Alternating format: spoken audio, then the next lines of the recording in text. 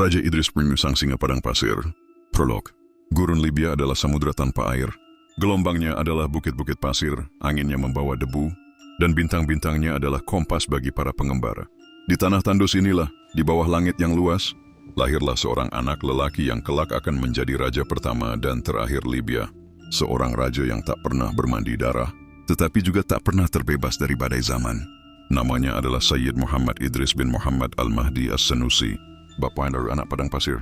Lahir tahun 1889, Idris kecil lahir di kota kecil Jakbub di wilayah Cyrenaica, sebuah daerah yang dipenuhi suku-suku Badui yang keras kehidupan dan tabah hati.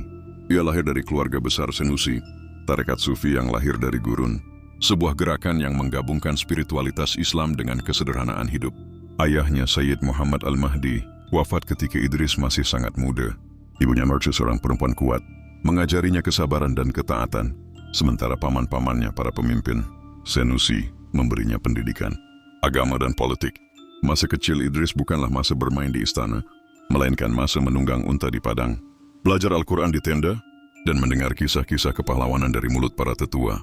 Dari gurun ia belajar kesunyian, dari rakyat Badui ia belajar kesederhanaan, dari para ulama ia belajar kebijaksanaan.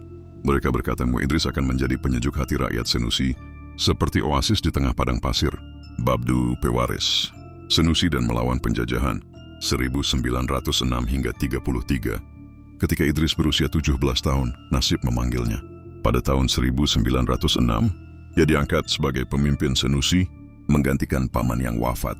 Usianya masih muda, namun tanggung jawab yang ia pikul sebesar gunung. Di saat yang sama, bayang-bayang kolonialisme Italia mulai merayap ke Libya. Italia haus akan tanah jajahan, menyerbu Tripoli pada tahun 1911. Para pejuang Libya bangkit dipimpin oleh para tokoh Senusi. Idris berada di tengah pusaran ini.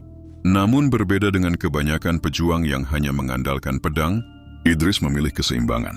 Ia menggunakan diplomasi untuk menjaga rakyatnya tetap hidup, sembari mendukung perlawanan ketika kesempatan tiba. Ketika Perang Dunia Pertama meledak, Idris bersekutu dengan Ottoman dan Jerman melawan Italia dan Inggris. Namun setelah perang berakhir, ia membaca situasi baru.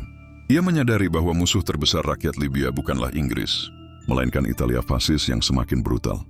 Idris pun mencari jalan damai sementara dengan menandatangani perjanjian-perjanjian yang memberinya legitimasi sebagai Emir Cyrenaica pada tahun 1920.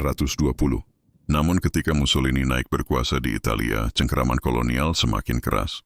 Ribuan rakyat Libya dikirim ke kamp konsentrasi, pemimpin-pemimpin perlawanan dihukum mati dan darah.